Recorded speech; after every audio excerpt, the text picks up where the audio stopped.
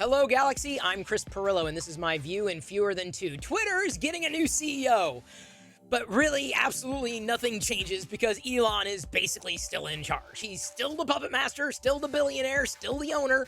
But we got a CEO now. Well, another CEO that's going to be in charge of advertising and sales, which is great because all the advertisers have been scared away because of everything Elon's been doing. So Elon is going to continue to do what Elon has been doing, and that is scaring advertisers away. But we got a new CEO, okay? A CEO who had formerly, in previous roles, had said to advertisers that they shouldn't spend money in social media on platforms much like Twitter. Boy, she's got her work cut out for her, doesn't she? Good luck, Linda.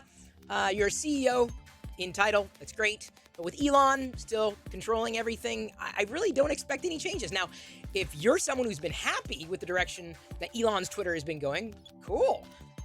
I'm not sure I'm one of those individuals. I'm not even wanting to take a wait and see approach. I'm treating it like what it is, somebody else's platform. And by the way, YouTube is somebody else's platform. So is Facebook.